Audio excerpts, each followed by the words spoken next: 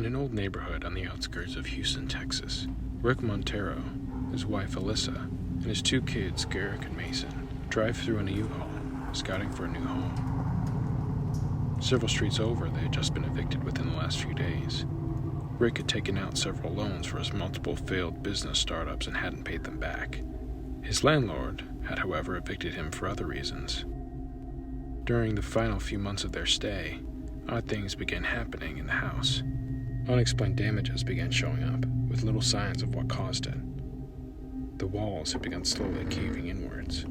The Montero family had no explanation for this, but regardless, damages occurred during the Montero family's residency. The landlord was furious and booted them out for overtly damaging the house.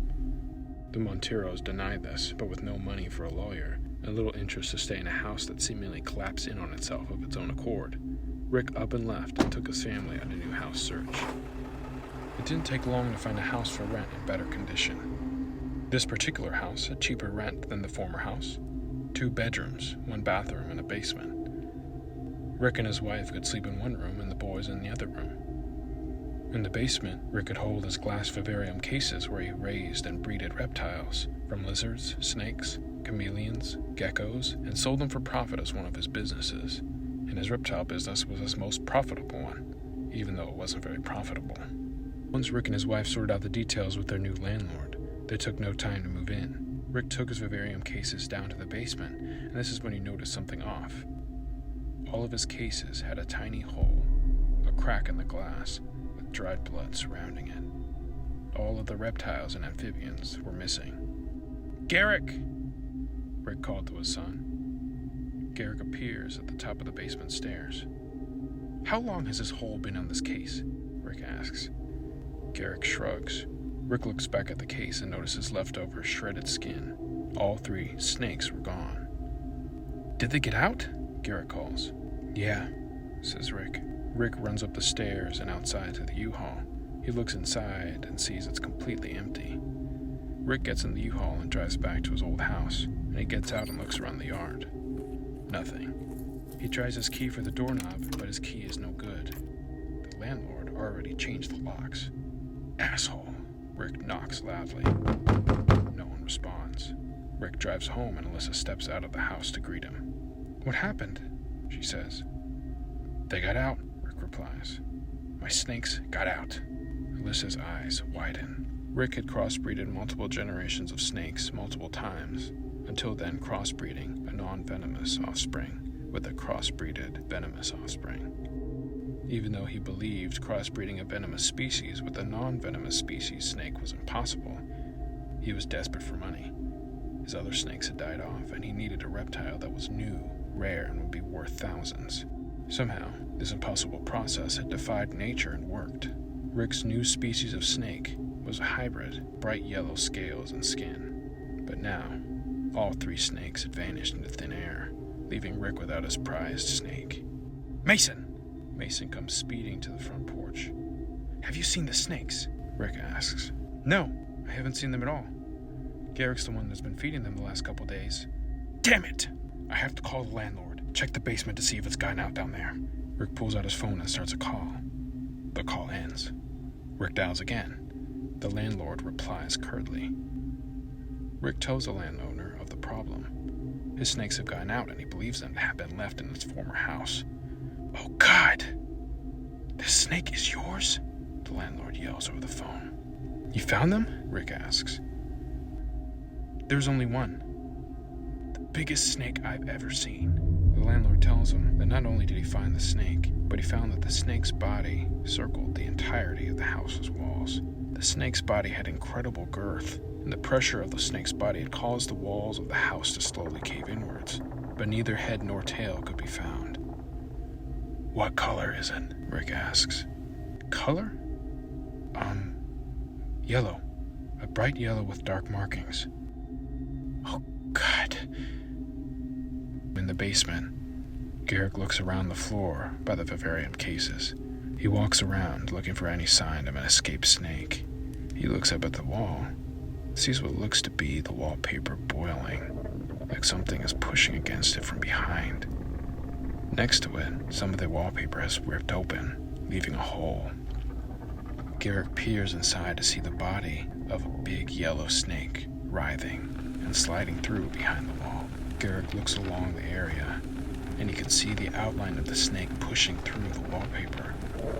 He follows it, leading deeper into the back of the basement. He stops when at the back wall of the basement he sees a large, dark hole. He starts walking towards it, until the bright, yellow head of a snake is visible, dark black and yellow eyes silently peering at him from the darkness. Upstairs in the front yard, a loud scream is heard. Rick drops his phone and bolts inside. Rick runs down to the basement and stops at the bottom of the stairs. At the end of the room, the hole in the wall has blood splattered all around it. Rick peers at it from the other end of the basement before slowly walking towards it. The snake's head moves forward from the shadows. Rick. How can you speak?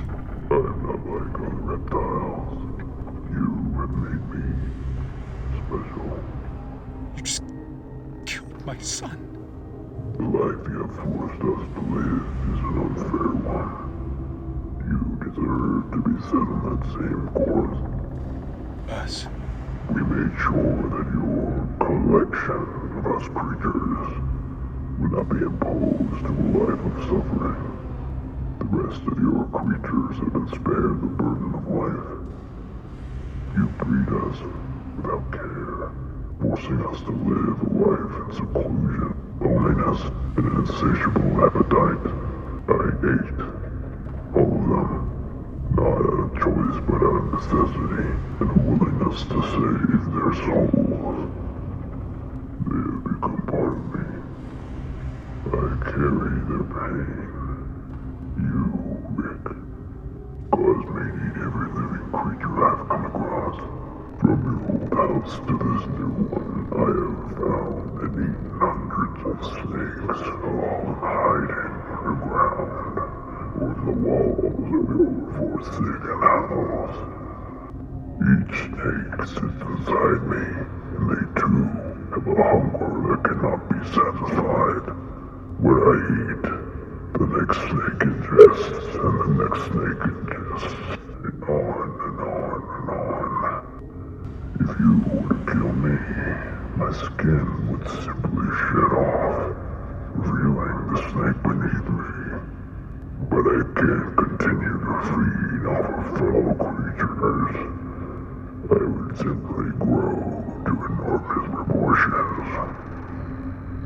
I'm sure you're curious. I certainly am. What would happen if I ate you? Would you become a new layer in the deepest parts of my gut? In a few moments, we shall see. Your son, Garrick, is already halfway down. Rick is frozen. He fears for his life, fears for the rest of his family, fears for his eaten son, and he fears for the world. Could a long blade pierce through the snake's gargantuan body and kill this vile creatures? Rick's thoughts jolt into nothingness as he is consumed by the snake in one swift motion. Here, the snake will lie and wait for Rick's wife and son. Then he will leave, for this is not his house. Neither was the previous house. No. The whole earth is now the snake's house.